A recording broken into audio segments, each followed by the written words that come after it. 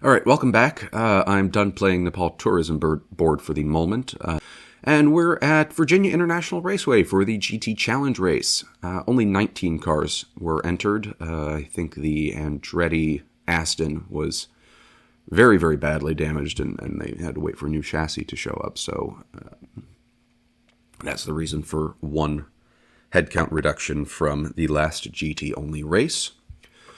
The Astons also got hosed on BOP, although not necessarily surprising given their very strong performance the last couple races, losing 12 horsepower and 4 liters of fuel capacity. The Mercedes got 15 CAGs added, 1 liter more fuel, and a 0.5 millimeter in air restrictor size. And Porsche got 10 CAGs, 2 millimeters, and also 1 extra liter of fuel. Free practice seemed to favor the Ambassador Sullivan Lexuses. Is the plural of Lexus Lexuses or Lexi? You be the decider. Post in the comments below. Although the WeatherTech Mercedes managed to catch fire during Free Practice 1. Poor chaps. Qualifying had the GTD Pro Lexus on pole, followed by the aforementioned flaming Mercedes and the more fire-retardant Corvette, while the top 3 spots in Green TDs, as well as 4, 5, 6 on the overall qualifying table, went to Paul Miller Racing's BMW again, the other Lexus, and Forte Racing's Lamborghini. VIR is on the larger side, 3.27 miles and 17 corners, with a general shape more shared with Road Atlanta, albeit with the added complexity of the horseshoe and a much tighter turn at the bottom of the track around the erstwhile oak tree. Bibendum, please call him by his name, waved the green flag for the race, and the race started without issue, with the Corvette overtaking for second overall and in class at about 5 minutes in, nice and clean, while also resetting the fastest lap of the race. Not terribly hard to do with only 5 minutes in, nevertheless, but missing the overall record that the same car had set the previous year while being driven by Jordan Taylor. 8 whole minutes managed to go by before the safety car was sent out to do its duty after the number 92, Kelly Moss with Riley Porsche, oversteered and demolished itself just exiting the early track S's. Honestly, this one surprised me a little bit that they didn't red flag it just by virtue of the vast majority of the rather narrow track being blocked, but they persevered, so credit to them. A number of tire barriers had to be replaced, but the safety workers were swift, and racing resumed at 2 hours and 15 minutes remaining. Madison Snow showed that he probably deserves at least a gold rating if he doesn't have one already, sticking remarkably close behind the Mercedes of Danny Juncadella, and the only Green TD car to stay with the 3 GTD Pro cars as they took off from the rest of the pack at the restart, even challenging for third overall once or twice. AO debuted their alternate livery, a pink dinosaur nicknamed Roxy instead of Rexy, but equally delightful, and at just past 1 hour and 58 remaining, Madison Snow got a good run on the Mercedes and made it past Stick, up to third overall and first in Green TD, now with a Mercedes AMG GT3 Evo shaped cushion between him and the pursuing Lexus of Aaron Telitz. The Loris Spinelli-driven Forte Lamborghini took this moment to make one of the stranger decisions of the race, stopping on pit lane ostensibly to wait for minimum drive time to be met, which I don't understand why, but also due to odd engine issues that they'd been seeing for quite some time, which later brought a retirement around the 1 hour and 37 remaining mark after 2 inexplicable engine cutoffs within the same lap. The second which sent the Lambo heavily into and actually under the tire barriers. Misha Goikhberg, who had taken over the car from Spinelli, was unhurt but understandably upset. This also brought out the safety car for the second time of the race while the tire barriers were repaired, and racing resumed about 15 minutes later at the 1 hour 23 remaining mark. There was a rather significant hit on the rear quarter of the number 79 GTD Pro Mercedes when the FAF Porsche forgot to brake, I guess, and a slight drizzle started to fall. The FAF Porsche was not penalized, despite the incident costing the Mercedes 2 laps on the rest of the field, and the final pit stops took place with just around an hour remaining. Corvette were among the earliest callers. The leading Lexus came in a lap later, but A few small pit lane stutters cost them the lead, with Jordan Taylor taking over first place just as the Lexus left pit lane and took advantage of the tire heat differential to put several seconds on the Ben Barnicat-driven Lexus in short order. There was also a bit of a touch around 35 minutes to go between the number 32 Korthoff Mercedes and the GTD Pro Aston, which sent the Aston off to do some landscaping, but fortunately avoided any material impact with the tire barriers, a rather odd sort of revenge for a similar instance perpetrated by the other Heart of Racing Aston, I think several laps prior. Strange either way, but the GTD Pro Aston had slowly dropped down the running throughout the session and wasn't really in major contention for a podium with half an hour to go. The regular Green TD Aston was similarly mid-pack. The other Heart of Racing car, just to be specific, I generalize when I say GTD Pro Aston because there's just the one, but there are several other Astons in Green TD. So it's all much of a muchness, I guess. And the rest of the race really went rather smoothly, I'm pleased to say, with the most interesting battle at the end of the race ending up as a duel between Kai von Berlo in the number 91 Porsche and Kyle Schondorf in the number 70 McLaren, all the way down in 7th and 8th, respectively, but very good driving by both of those cars. With about 2 minutes left, the McLaren had much better grip and managed to make a key pass, just stick that little bit of necessity, and absolutely sailed off into the distance as a result. Windward Mercedes managed to grab a cheeky podium from the Turner McIntosh BMW, preventing a BMW sweep of the Green TD podium, and Corvette cruised home to overall victory and top honors in GTD Pro, followed 2 seconds later by the Lexus and the Pfaff Porsche in the far distance for 3rd in class and 12th overall.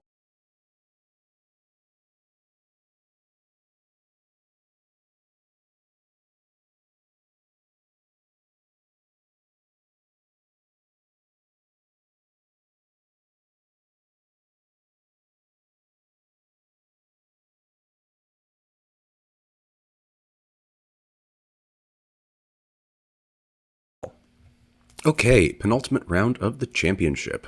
We've gone back to the Brickyard, Indianapolis Motor Speedway, for the first time in 7 years. The road course runs in reverse relative to the oval, or I guess you'd call it the Indy course or the Grand Prix course, but anyway, in reverse to the oval. It's a 2.439-mile tour of the infield and bankings with 14 turns and generally sees lap times of sub 1 minute 30. Race weekend, the 15th through 17th of September this year, saw the field back to full strength as well, with all 4.5 classes present across 48 entries. There was a pre-race weekend testing session back in July as well that saw the JDC Miller Porsche fastest of the GTP on the first day out of the 21 total participants, with the CrowdStrike Orica LMP2 fastest in its class, the number 13 AWA Duquesne tops in LMP3, and the front-engined cars again performing well in GTD. Pro topped by the AVS Lexus and Green TD by the Korthoff Mercedes. The practice sessions and qualifying both saw the Penske Porsches dominate, leading some to opine that there may be a relationship between Penske's ownership of the track and the team, but we will treat those rumors as rumors until proven otherwise.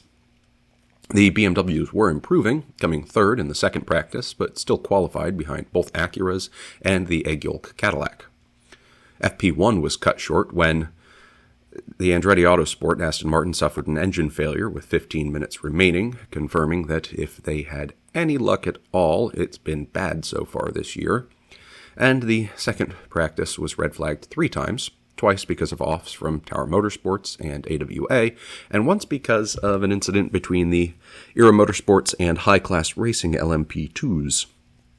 Ultimately, Ben Keating ended up on pole for LMP2 again, followed by George Kurtz for CrowdStrike and the 2 TDS Racing entries. The 2 Junior 3 Motorsports cars had the front row for LMP3.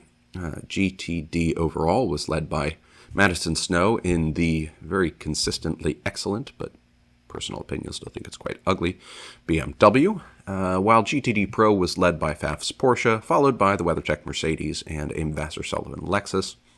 and the two subsequent Green TD cars beat the Pro Corvette for grid position, those being the aforementioned Korthoff Mercedes and the number 96 Turner BMW. At turn 1 following the start, both Porsches and the 01 Cadillac had lockups, the Cadillac further inconvenienced by a touch from the number 24 BMW driver that sent it spinning and forcing most of the following drivers to take evasive action, most interestingly Pippo Durrani's tiptoe through the proverbial tulips. The GTDs started in more of a blob than a nice straight two-abreast line as they're supposed to, which earned Klaus Bachler in the Pfaff Porsche a drive-through for some rather egregious blocking. It almost looks like he had like a steering failure or something here because he just went right to the edge. And, a very clear thing that you are not supposed to do before you cross the line. The number 97 Turner left some bodywork on the track after contact with Sheena Monk's Gradient Acura and the consequent spin, and this, combined with a couple of other first-lap incidents, brought out the safety car for everyone to cool their heels a bit and clean up the track. The damaged Cadillac, unsurprisingly, took emergency service with a new front clip and new tires, the order of the day. With 9 and a bit minutes gone, the green flag signaled the resumption of racing, with the two BMWs now chasing the two leading Porsches, and a bit more circumspection from all concerned. Turner's unpleasant week continued, with the number 96 pushed sideways slightly during a fight for position with the Aero Lamborghini, and spinning as a result, but fortunately there was no damage. There were a really rather surprising number of spins in the early moments of the race, and in the interests of maintaining some semblance of brevity, they'll be shown on video while I talk about other things. I think the key takeaway is that 48 cars is a remarkably large number of vehicles to have on 2.4 miles of track all at once. High-class racing was also having a generally bad start to their day, with a few contacts and spins really taking their toll on their class position. Here we see it getting bumped into the outer wall of the banking as it attempts to overtake the Kelly Moss Buda Porsche with around 2 hours and 12 minutes to go. The number 93 Acura retired with suspension damage after contact with an LMP2, while one of the BMWs pitted for extensive repairs after suffering a loss of power. This seems to be a common refrain for the GTP BMWs. At just 2 minutes past the 2-hour remaining mark, Era Motorsports had their day go from less than ideal to not great, Bob, when it was spun coming out of turn 14 onto the front straight by the number 91 Kelly Moss non-Buda Porsche. Obviously, this brought on a flurry of pit stops despite no real damage being done to the Era LMP2 or driver Dwight Merriman, who did an excellent job of not overreacting and giving into that horrible human temptation to just do something, like, in this instance, an unsafe rejoin. He gets genuine kudos here for that circumspection. Racing resumed 20-odd minutes later, with just under 1 hour and 36 minutes still on the clock, and Pippo Durrani, somewhat inexplicably in the lead, pursued closely by the two Porsches, who had been in the lead, the remaining BMW, and the two privateer Porsches. Although the Proton car dropped further back the order after being assessed a drive-through penalty for crew working outside the pit box. It was revealed that the two Penske Porsches were hit with the naughty stick for being too slow on the pass-around of the GTD cars, which seems odd to me, but I'm not in race control for a reason, as I mentioned, and that reason is sarcasm. Also, being a chaos agent, I'd be entirely unhelpful by trying to keep things interesting through unilateral and bizarre actions that would be more appropriate for wacky races. Anyway, the Inception McLaren and GTD, I believe Green TD Lexus, both managed to give each other punctures during a small coming together at turn 13 with about an hour and a half remaining. While the Lexus pitted immediately for a new tire, the McLaren was on the wrong side of the track to make it to pit lane, or perhaps didn't realize it had picked up a puncture, forcing it to complete an entire lap on a rapidly disintegrating tire and dropping them well down the racing order. More kudos here, this time to Frederick Scharndorf for managing to get the McLarens around safety and without unduly inconveniencing the other drivers. With an hour and 3 minutes remaining, the Porsches were still close behind Pippo Derani when he locked up going into turn 1, which sent him wide and lost him both first and second to Felipe Nasser and Nick Tandy respectively over the next couple of corners. The lead would, after this, remain essentially unchallenged for the Porsche pair, although they kept the racing close between the two of them, especially the good battle here. And shortly after the final round of pit stops, Nick Tandy managed to take the effective race lead on his outlap after a lockup by Felipe Nasser at turn 7. And really, the last hour was pretty smooth with some good close racing, but no big incidents. Porsche went 1-2, making Mr. Penske, I'm sure, quite happy, with the number 25 BMW coming a fairly distant third place, 33 seconds afield of the overall winner, while TDS Racing won LMP2 after an overtake on the Tower Motorsports car at 26 minutes remaining, and third went to the CrowdStrike car. LMP3 went to AWA, followed by Riley and both of the Junior 3 Motorsports cars after Dakota Dickerson was forced to retire the MLT Motorsports car with a mere 2 minutes to go after the engine went bluey. The GTD Pro class was won pretty conclusively by the WeatherTech Mercedes, closely pursued by Heart of Racing, and the number 14 Lexus was a little further afield in third. Green TD was won by the Windward Racing Mercedes after a rather odd kerfuffle in the closing minutes of the race between them and the Loris Spinelli-driven Aero Lamborghini, who came second, and the Paul Miller Racing BMW came third and clinched the championship for that team. Everyone that stood atop the podium got to kiss the bricks, a very sanitary tradition, and then it was time for the last dance of the year at Road Atlanta. All of the other class championships remained open, with the number 31 Cadillac jumping to first place ahead of the number 10 Acura in GTP, TDS Racing making a similar move over the PR1 Matheson team for the lead of the LMP2 championship.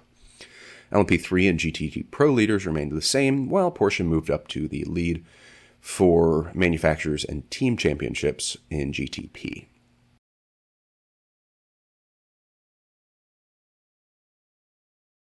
And finally, we come to the traditional end of the IMSA season, Petit Le Mans, the brainchild of Dr. Don Panos back in 1998 after he purchased Road Atlanta in 96.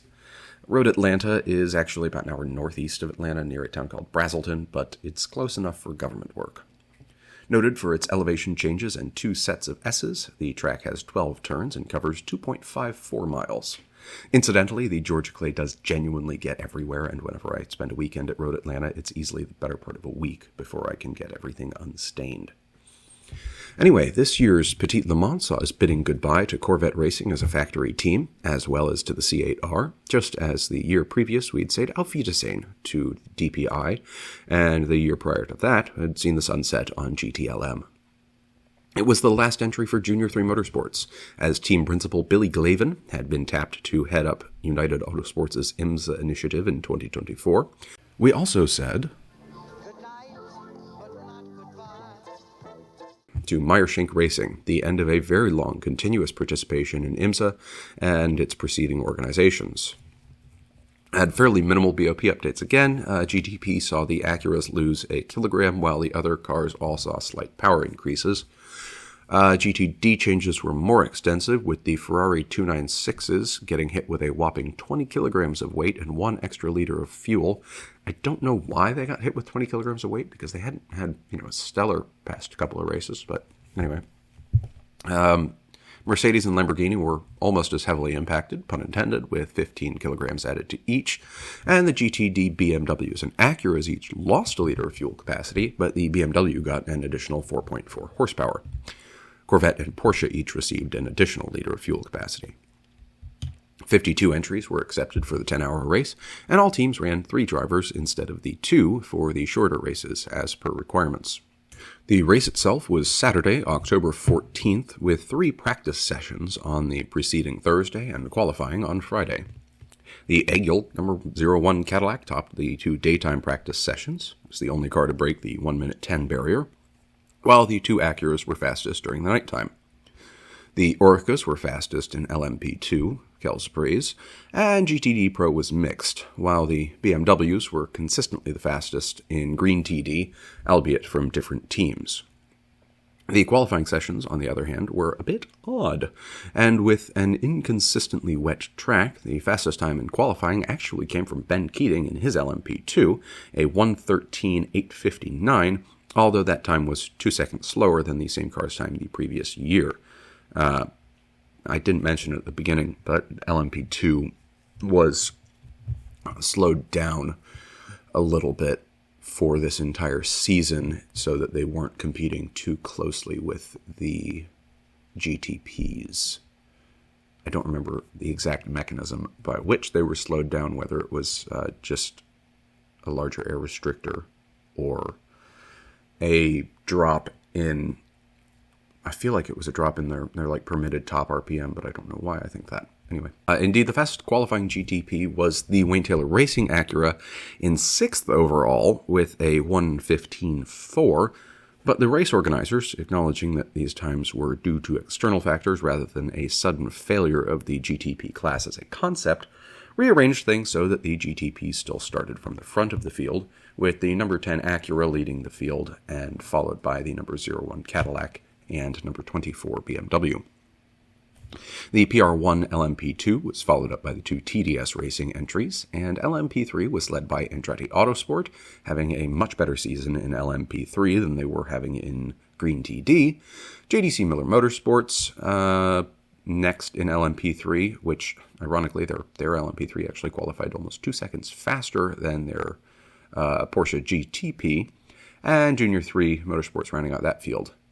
The Green TD, incidentally, in the scripting process, this is where I decided to make that the way of distinguishing between GTD Pro and GTD Regular, but I decided to implement it at the beginning of the video for consistency.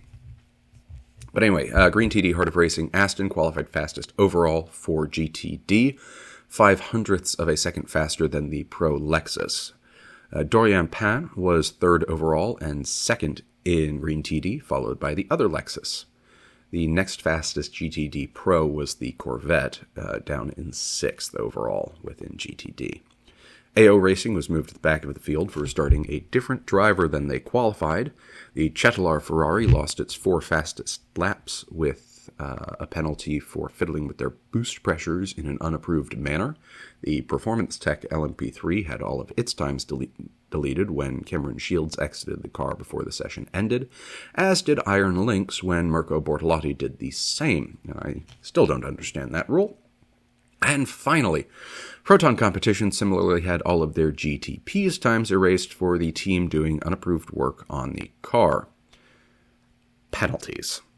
Penalties will also be a theme for this race. It was a mess. Once again, race time shenanigans, and again, dear God, this race was a fucking mess. Didn't even wait until the waving of the green flag, with the number 85 JDC Miller MP3 putting on its dancing shoes and going for a few spins at turn 3.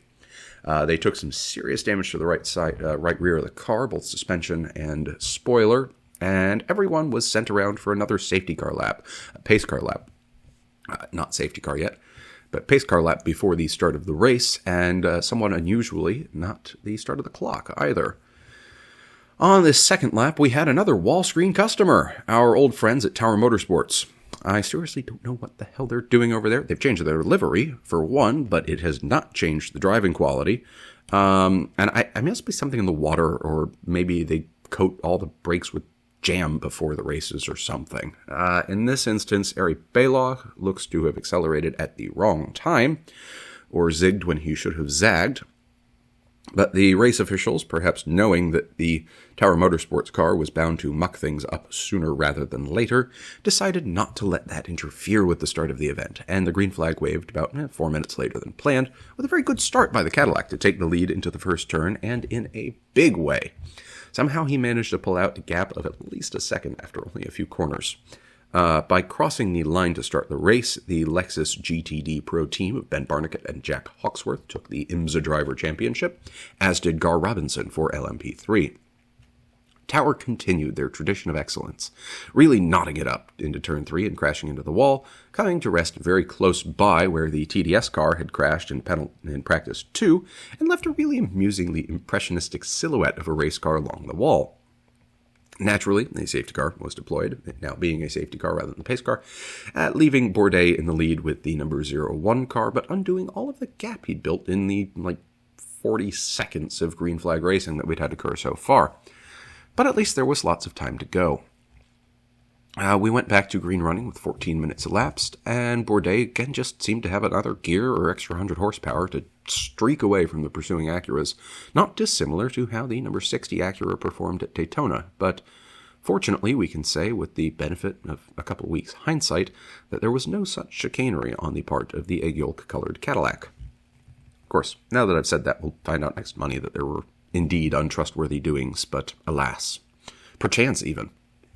Anyway, the number 24 BMW, number 6 Porsche, 66 Gradient Racing Acura, the 47 Cetilar Ferrari, and the number 61 AF Corsa Ferrari all picked up drive-through penalties for changing lanes before the start as they tried to take the racing line through the complex back half of turn 12 before crossing the start-finish line.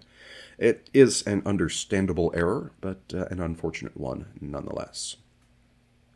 We settled down to some excellent racing, particularly among the GTDs, at least for a couple of moments, when there was contact between the aforementioned Cetilar Ferrari making contact with the Korthoff Mercedes, taking a flat tire from it and losing part of the tire just before pit entry, before bringing out the, depending how you count them, second or third safety car of the race with just over 20 minutes elapsed. Antonio Fuoco made it back to the pits without damaging the Ferrari, good on him, and to the great misfortune of all interested in having a clean race, there were repairs underway for the Tower Motorsports prototype.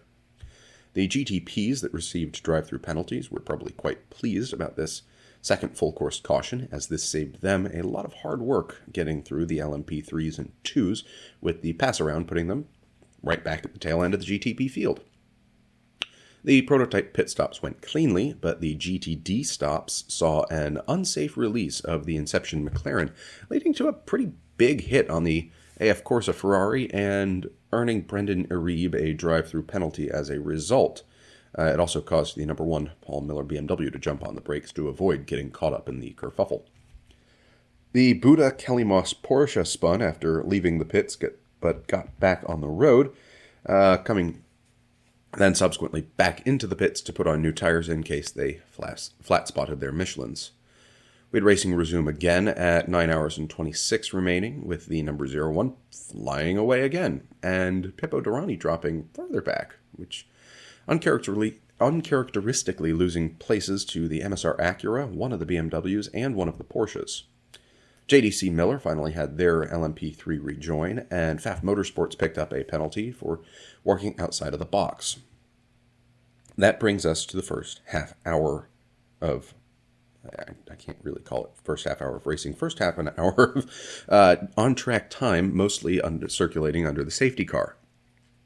Nevertheless, Dorian Pan was in the Iron Dames Lamborghini and doing an excellent job at the front of the GTD field, and pretty much just pulling away from the other GTs. We hope to see them back next year for a full season. Pippo Durrani and Felipe Nasser were battling for 5th and 6th place in GTP, while Ben Keating had a spin at the bottom of the course with just over 50 minutes elapsed, but managed to recover quickly and maintain his lead of the class, although it did bring one of the TDS cars close enough to start a proper battle between the two. Finally, though, we did have some time for actual racing to occur, and it wasn't until the number 20 high-class racing LMP2 undertook what can only be called not a very excellent maneuver. It does look like it was just a lack of situational awareness, with about 8 hours and 47 minutes remaining when it precipitated an enormous incident involving itself, the number 70 Inception McLaren, which was completely destroyed, the number 6 Porsche, and the number 023 Ferrari, making slight contact with the latter vehicle at turn 10 and sending everyone just cannonballing into the gravel. Dennis Anderson, driving the number 20 that precipitated the event, managed to resume the race, but the McLaren was forced to retire, perhaps unsurprisingly, given the shape that it's in. The Porsche spent more than 2 hours in the paddock under repair, and the number 023 actually seems to have survived relatively unscathed. The number 20 was hit with a 2-minute stop-and-hold penalty, which seems heavy-handed given that it really didn't look like a malicious incident, but also quite light given the given the damage that was caused and the other two teams' races that he irrevocably ruined. The travails of applied morality. Needless to say, the safety car was deployed, and a very grumpy Mr. Tandy was not allowed to remain with the number 6 car to get it back to the pits for repairs, instead being required to go to the medical center for precautionary checks, while the number 6 was flatbedded back to the paddock for its own triage.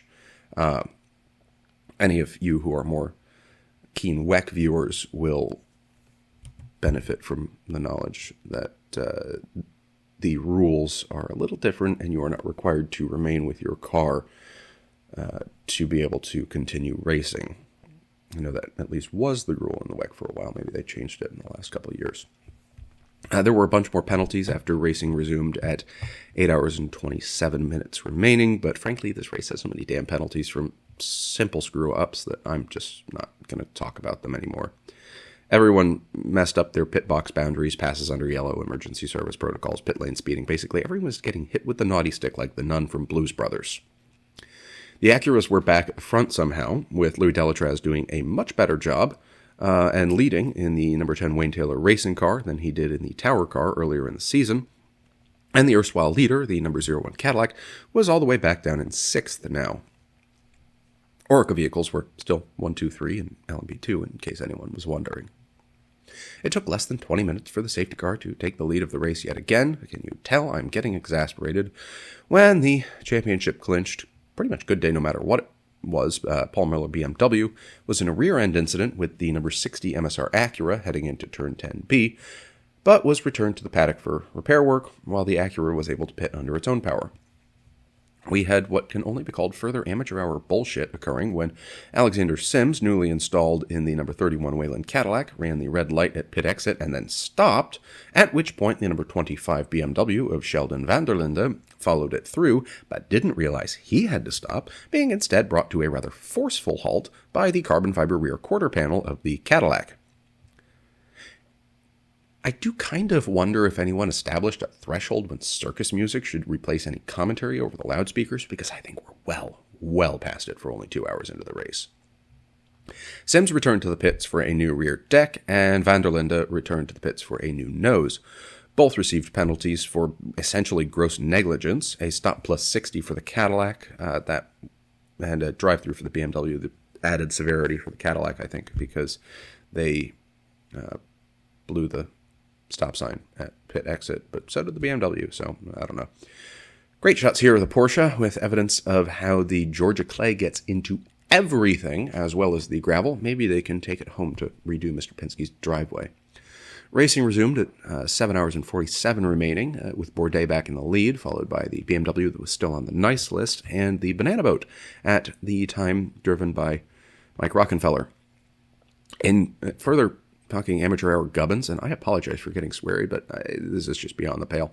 The Wayland car didn't go to the penalty box to serve its stop and hold penalty, but instead went to its pit box, which somehow meant that the BMW just sat right behind it.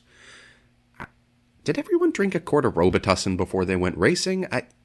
It's actually hard to tell. It may be that the penalty box and the Wayland box are the same location, but that seems like poor planning on the part of the race organizers, so I repurposed the cough syrup question to focus on them instead. It's a mess.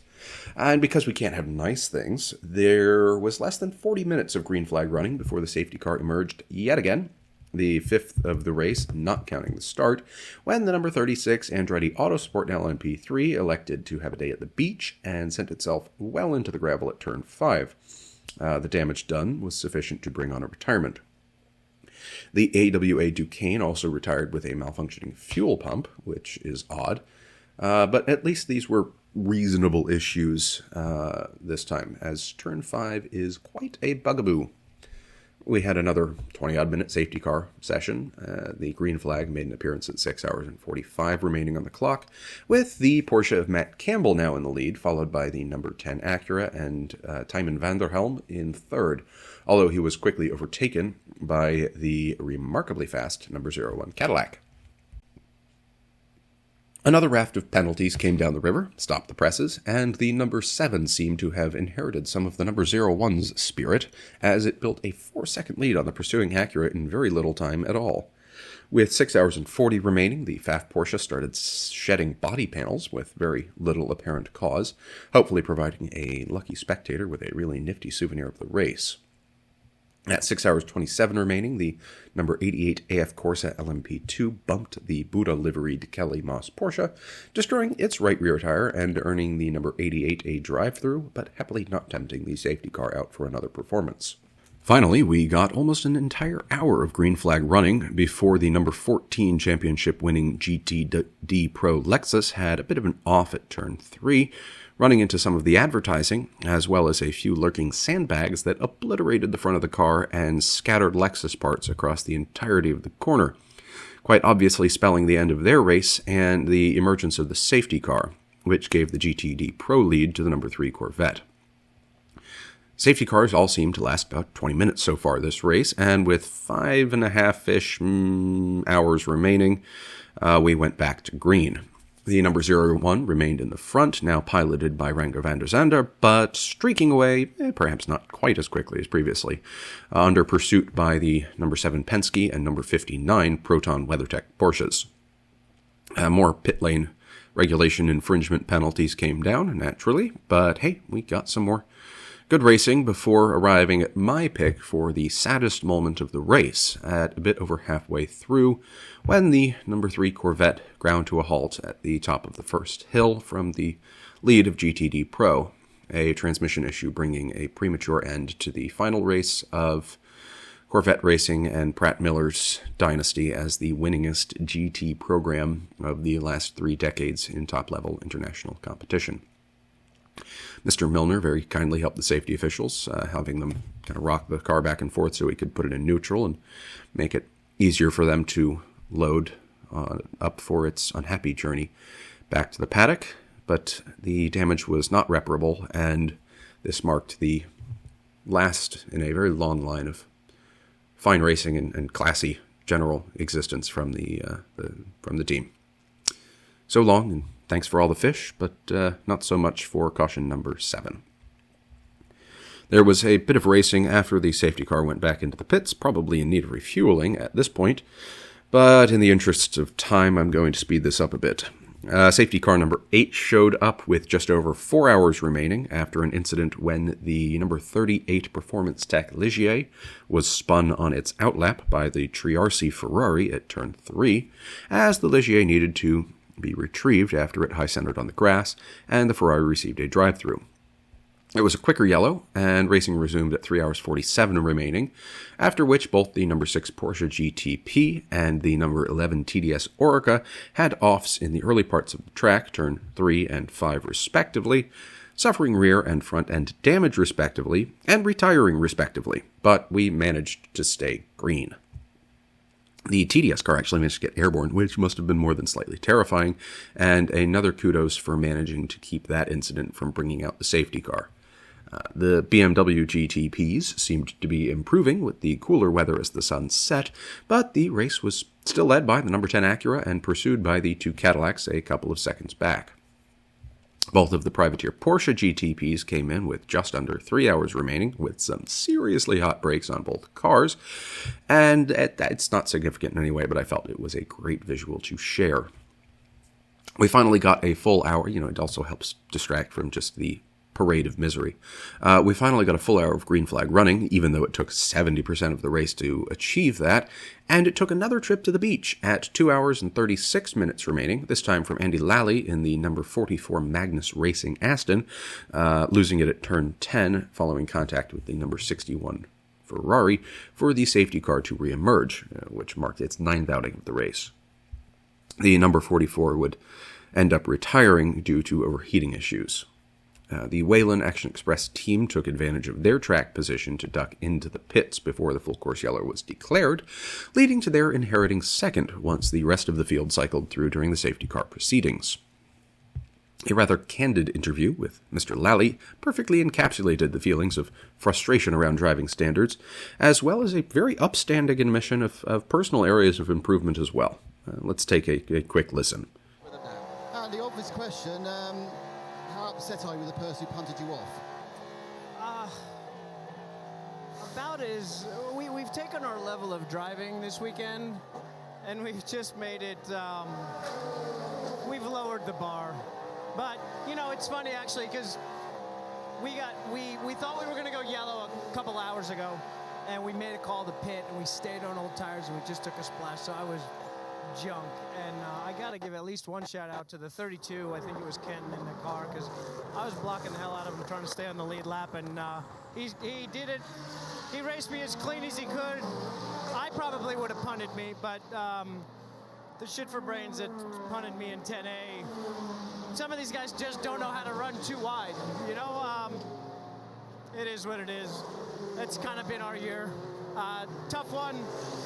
It looks like we're rolling back now. We had some overheating problems. I think we might have stuck a stone through the radiator when we got stuck in the gravel trap there, but big thanks to this crew. They've been hustling. Big happy birthday next week to my girlfriend Lori and Spence's wife Lindsay today. Hopefully it doesn't get me hit with the copyright naughty stick. Championship leading number 52 LMP2 had an off at turn 10 on its outlap, which dropped them from contention for the win after they had to return to the pits for repairs. The number 59 WeatherTech Porsche had the same just moments later at turn 3. Safety car number 10 came out at an hour and 26 remaining as a result of Gradient Racing's Acura repeating Corvette's unfortunate fate, with gearbox issues bringing them to a halt. After racing resumed with an hour and 11 minutes remaining, it took less than 10 minutes for the safety car to be needed again, when the number 10 Acura of Philippe Albuquerque and the number 31 of Pippo Durrani were sparring into turn 1, and the number 10 was pushed off the track by the number 31, settling the championship in favor of the number 31 and ending the number 10's race. Durrani was not penalized, which I personally think was a bit lenient by race control, especially given Durrani's generally aggressive driving style, but alas. The race resumed with half an hour to go, and the number 60 Acura made a quick jump over the number 01 Cadillac for the lead, and a much better display of how to pass at turn 1. 10 minutes later, we had a pretty nasty kerfuffle between two LMP3s, but that didn't bring out the safety car, and Era Motorsports had a rather ignominious end to their race when Christian Rasmussen high-centered the LMP2 at turn 3. Definitely not the first person to do that, even within this race, as we've seen, nor will he be the last. It's a tricky corner. This brought out the 12th full course yellow and set things up for a dash to the finish. But we couldn't even have that when immediately post-restart, the GTD Pro Lamborghini of Mirko Bortolotti hit the second-placed Wright Motorsports Green TD Porsche, as well as Rexy, destroying the rear end of the Wright Porsche and setting it aflame, which brought the race to a close under the safety car and with more of a whimper than a grand finish. And I just want to take a quick moment to give out one final kudos for the race to Jan Halen for his decisive actions and quick thinking when it came to extinguishing the unexpected conflagration. Clearly, there was no immediately proximal access point for the safety officials to make it to the stricken car, and Mr. Halen took it upon himself at what I perceived to be not insignificant personal risk to ensure that the necessary steps were taken to prevent the fire from spreading. So, big thumbs up to him. For as poor as the driving quality has been in many instances of this race, the sportsmanship of the drivers who were negatively affected by such events has been really generally commendable. So, just wanted to put a final positive spin on that particular disappointment. The remaining number 60 Acura took the overall win, followed by the 01 Cadillac and Proton Porsche. CrowdStrike 1 LMP2, followed by TDS and PR1 Matheson. Junior 3 Motorsports took home top honors in LMP3, followed by AWA and Riley. WeatherTech Mercedes led GTD Pro across the line, followed by the FAF Porsche and Risi Competizione Ferrari. And although the Ferrari was actually behind the entire Green TD podium, which consisted of the Forte Lamborghini, Turner BMW, and Wright Motorsports Porsche. The Wayland team and drivers took home their respective championships, as did Cadillac as manufacturer. Lexus won the GTD Pro Championship, while BMW won the Green TD. The LMP2 championships went to the PR1 Matheson team and drivers. Riley won the LMP3 team championship, while Gar Robinson stood alone atop the drivers' championship podium. And I think I've already covered off on the GTD driver and team championships earlier in the video.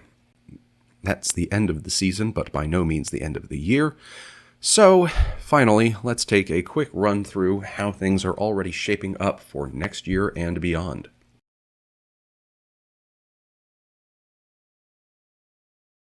Finally, we come to the eternal question. What's next? With the new GTP class and the IMSA season on the whole, I think certainly meeting and likely exceeding general expectations for popularity, competition level, and so on, it was inevitable that changes would be coming down from on high to compensate for this resurgence of interest. All of these changes, updates, and newcomers are not in a specific order. I tried to group them in decreasing order of impact to the full racing season, but it's an opinion ranking, so take it as you will. To me, the biggest news in terms of changing the makeup of next year's IMSA fields was the removal of LMP3 from the WeatherTech Sports Car Championship, which relegates it to just the VP Sports Car Challenge support races and brings us back to a 3.5 class field of GTP, LMP2, and GTD / GTD Pro. Perhaps not a surprising change given manufacturer interest in GTP, and even less surprising after the WEC announcement that LMP2 would no longer be part of the championship rounds of their competition apart from Le Mans starting in 2024. This has driven a few erstwhile WEC LMP2 teams to join IMSA instead, most notably 2 new entries from United Autosports. While TDS Racing is down to 1 entry, Sean Creech Motorsports and Riley are both moving up to P2 from P3, with Sean Creech being bold and running a Ligier instead of an Orica, so it'll be nice to see a touch of diversity return to the class. And AO Racing is fielding an entry in addition to a GTD Pro, hopefully still wearing Rexy livery, which brings the LMP2 field to 12 cars from 2023's 9. Unfortunately, again, just my opinion that I've been pretty consistent on throughout this video, Tower Motorsports remains as a danger to the rest of the field, but perhaps next year they will have a turnaround in the quality of their racecraft, although I'm not terribly optimistic. The AO Racing LMP2 is reportedly an XPR1 Matheson Orica chassis that has 3 Sebring class victories to its credit and was purchased earlier this year. AWA is stepping down from LMP3 to run in GTD and are reportedly running new customer Corvettes, although no renderings for liveries have been released as yet I've seen. Lime Rock Park has been dropped from the 2024 calendar, unfortunately, but Detroit returns for the main championship with a new track and venue, and Indianapolis has expanded to an endurance round from the shorter race we saw this year, so I think it'll be a 6-hour race. Sebring is taking place without the WEC in 2024, for better or for worse, and hopefully that means we can see MX-5 Cup return to the bumps, which certainly produces more entertaining racing, if from less spectacular vehicles. Lamborghini will make their IMSA prototype debut. Weird that nobody mentions that bizarre Kalani Miura thing for some reason, with the SC63. Built to the LMDH rule set, it will be run by Iron Lynx, although whether it participates in just the endurance events or expands to the full season remains to be seen. Its global debut will reportedly be at the WEC race in Qatar in March, as it's likely it won't be ready in time for Daytona in January, which is a shame, but I can't even imagine the complexity involved in building a new vehicle. Weirdly, the SC63, despite Lamborghini being owned by Volkswagen Gruppe, just like Porsche is not using a Multimatic chassis. I believe they're using an Orica chassis. I have no idea why. But I'm sure that adds complexity versus if they had just, cribbed the Multimatic chassis from Porsche. The Blue Oval makes a return to the top level of IMSA competition, with 2 of the new Mustang GT3s entered in GTD Pro, marking Ford's first outing since the GTLM/GTE program ended in 2019. Most of the factory drivers for the new Stang are carryovers from that GT program, but Mike Rockenfeller joins the squad as well after outings in the Garage 56 Camaro at Le Mans and the Banana Boat Porsche this year. Of course, a proper GT3 Corvette also makes its debut next year, after the past 2 years have seen running by converted GTLM vehicles. And, as previously mentioned, see us bidding goodbye to Pratt & Miller as the factory team, even though they've now expanded to 2 GTD Pro entries called Corvette Racing by Pratt & Miller Motorsports.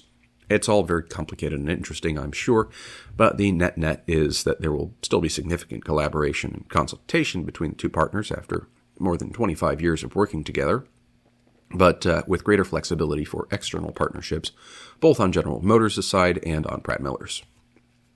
Meyershank Racing is out of the Acura stable after this year, with the second ARX-06 going to Wayne Taylor Racing. Their future with IMSA is not entirely clear. Mr. Shank has stated an intent to pivot back to focus on IndyCar and take a year off from IMSA, but there are rumors indicating the potential for their return in 2025 working with Alpine. This will mark the first IMSA season in 20 years without MSR participation. The second Wayne Taylor Racing ARX-06 will be driven full season by Jordan Taylor and Louis Delatraz, marking the first time in several years that both Taylor sons have been driving for their father's team. TBD on who the third drivers will be for both cars for the endurance rounds of the championship, as that was previously Louis Delatraz's role for the Wayne Taylor Racing team. Pfaff Motorsports is ending a 5-year-long partnership with Porsche and switching to McLaren, which will see the Woking-based manufacturer running in GTD Pro for the first time. PR1 Matheson Motorsports, despite having lost Ben Keating to United, has reportedly partnered with the Le Mans-winning Polish bakery team of Inter-Europol competition to run an additional LMP2 in at least the Endurance Cup and likely in the full season as well, although the driver lineup awaits confirmation.